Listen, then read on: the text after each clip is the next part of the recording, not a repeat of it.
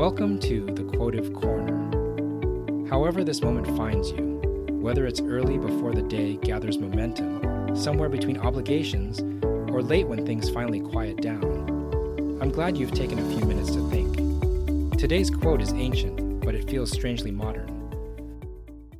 No man ever steps in the same river twice, for it is not the same river, and he is not the same man. This idea comes from Heraclitus, a pre-Socratic Greek philosopher who lived around 500 BCE. Unlike Plato or Aristotle, Heraclitus didn't leave behind structured books. What we have are fragments, sharp, poetic statements preserved by later thinkers, and nearly all of them circle one central idea: change is constant. For Heraclitus, reality was not stable, it was not fixed, it was in motion. Everything flows. The river image captures that perfectly. When you step into a river, the water you touch is already moving past you. Step in again, and it's different water. But Heraclitus goes further. It's not just the river that changes. You change. Time has passed. Your thoughts have shifted. Your body has aged, even if imperceptibly. Experience has accumulated. The river is not the same, and neither are you. At first glance, this might sound philosophical in an abstract way, something interesting to consider, but not especially practical. But sit with it longer, and it becomes deeply personal. We often operate as though life is static. We replay old arguments as if the people involved are frozen in time. We revisit memories as if they exist unchanged. We cling to identities formed years ago as though they are permanent fixtures. But everything is in motion. We've touched on this idea before in different ways. That growth requires reflection, that perception shifts with altitude, that experience only becomes wisdom when examined. Heraclitus pushes that even further. He's not just saying growth happens, he's saying change is unavoidable. Whether you intend it or not, that realization can feel destabilizing. If everything is changing, what is solid? What remains? For Heraclitus, stability wasn't found in resisting change, but in understanding its nature.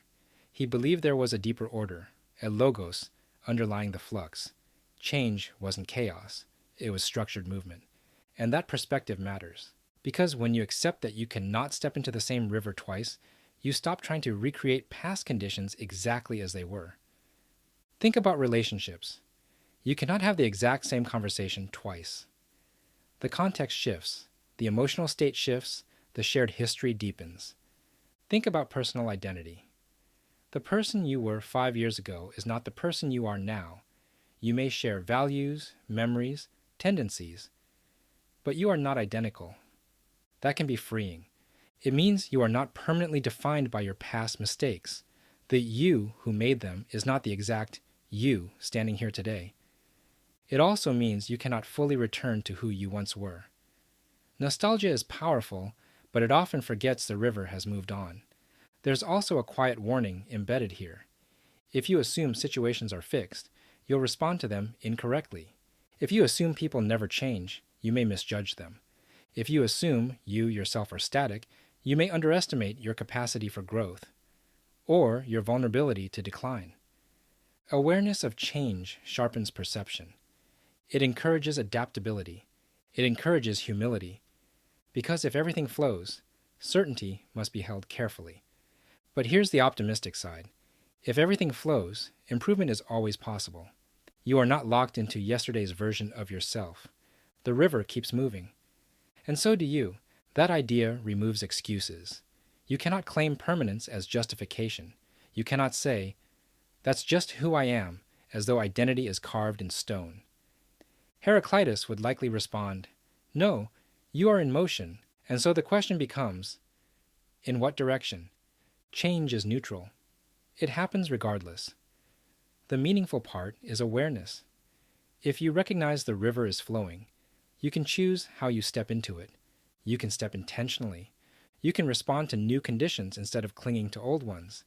You can allow growth to reshape you rather than resisting it out of fear. There's something profoundly modern about this ancient idea. In a world that feels unstable, socially, technologically, culturally, Heraclitus would simply nod and say, "It was always this way." The illusion was stability. The reality is motion, and maybe that's not something to fear.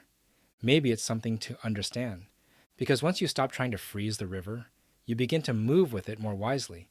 You won't step into the same river twice, but you can step into it with greater awareness each time. Thanks for spending a few minutes here at the Quotive Corner. If this reflection shifted how you think about change, even slightly, consider sharing it with someone who values perspective. And remember, wisdom isn't in the quote, it's in the reflection. See you in the next episode.